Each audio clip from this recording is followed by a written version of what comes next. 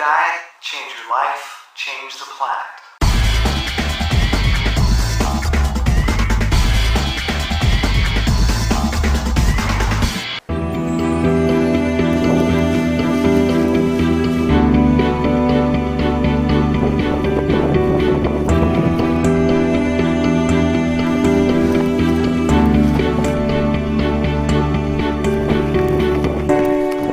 Happy New Year. It's January 1st, 2009, which means it's 119. Think about that. I don't know what it means. It's also 1 degree Fahrenheit right now. And I'm out here doing a deep snow run in the fields across the street from my house.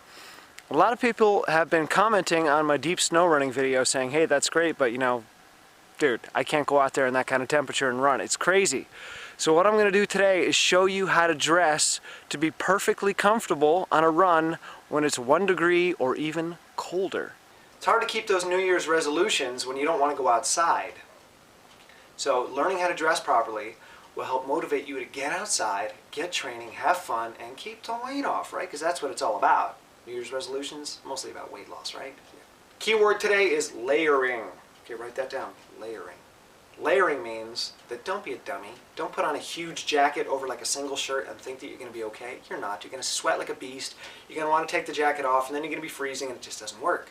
It's all about thin layering. Okay? You know, animals don't have huge jackets on. They just have layers of fat and layers of skin and layers of hair, and it's not that much. It's only like this big. But it keeps them warm below zero all winter long. Animals don't have houses. They don't have stoves. They live outside. The most important layer of all, the bottom layer. Why? Because it's the one that touches your skin. Number 1 rule, no cotton. Cotton bad. Why is cotton bad? Well, because it absorbs sweat. And yes, if you're working out, you're going to sweat. So, you want to keep the sweat away from your body. You want to move that perspiration through the layers, and you do that with a technical or wicking fabric. These guys can be found in running stores for a lot of money, or in department stores for very little money. This is like $9. It's an off-brand technical shirt. Works just as well as the thing that costs $30 in your running store, but much cheaper. This whole outfit today is going to cost me around $100. That's right, $100 for all the layers I'm putting on. Go to a running store or buy name brand running apparel, and one of these items might cost you $100. Bottom layer, boxer briefs. Not boxers or briefs, but boxer briefs. I like them. Certain parts of the body that we boys want to keep warm on these cold days, so we have to make sure we're layering on the bottom as well. We don't want to freeze anything. On top of the boxer briefs, I'm wearing a pair of polypropylene tights. I don't like lycra tights because I don't like the way they feel on my skin, and they really don't wick moisture that well, but polypropylene feels better, moves the moisture better, and is warmer. I'm not wearing a thick sock or a heavy sock or even a sock that goes up to my knees. Just your average Joe Schmo running sock, and it's going to be fine. It's all about keeping your core warm. If your core is warm, which is this part, that's where your organs are, then your extremities will be warm. I've got another technical fabric or wicking shirt, lightweight, very thin, and this is layer number 2. Third layer on top is a polypropylene zip neck shirt, a single zipper neck shirt to protect the neck. I'm also going to have other neck protection coming up. And the fourth and final layer is a zip up, fleece lined hoodie sweatshirt. So I can pull the hood up when I'm out there running to keep me protected from the wind and wind chill. The magic of layering is air. You want to trap air in between the layers of cloth.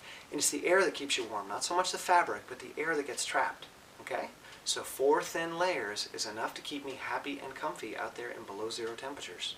To protect my neck, I have a scarf. A simple, lightweight scarf that I'm going to wrap around to keep my neck warm and toasty.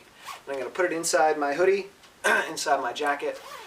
Another key with layering is to trap the air. You don't want the air escaping, because if the air escapes, you're going to cool off. So I put the scarf here to stop any hot air from rising and coming out my neck. So now let's get back to the bottom.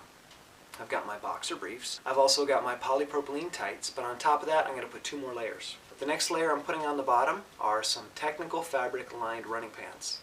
These guys cost me $15 at a department store. They'd probably be $60 to $100 at a running store.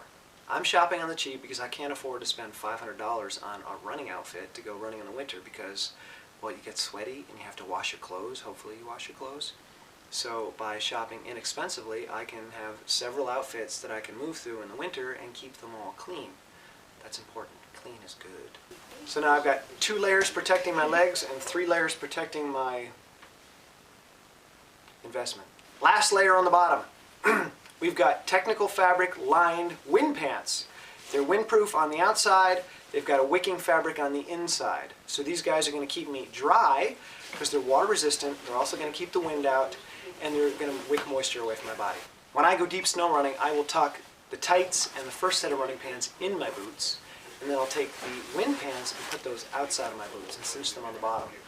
So that keeps the airflow from escaping out my legs, keeps snow from getting into my boots, and keeps my feet dry. That's important.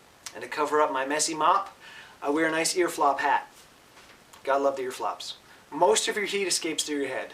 Don't be a moron. Don't go out there and train without a hat on. You gotta wear a hat. Come on, I don't care what it looks like. You gotta wear a hat. Most of your heat's escaping out of your head. So it's impossible to keep your core warm if your heat is going out the chimney.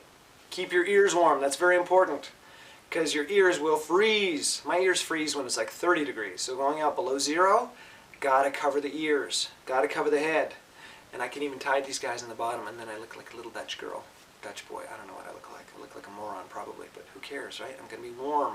So there you go. That's how to dress for winter running. And if it gets really nasty and windy out there, if the wind chill kicks up and we're talking like 25 below 0, well then I just pull the hood up. They say that between 55 and 60 degrees is the perfect running weather. So think of it this way. At 60 degrees, you wear 1 shirt. And for every 20 degrees that it drops, put another shirt on. So from the drop from 60 to 40, you wear 2 shirts. From 40 to 20, you wear 3 shirts. From 20 to 0, you wear 4 shirts. And if you're going to go below 0, you may want to wear 5. But it's all about the layers. It's not about putting on a big, bulky jacket. And if you're one of the crazies like me who's out there running when it's below 0, mad respect, yo. Mad respect. Keep it real, okay? Dress warm, lots of layers, get out there, enjoy the winter.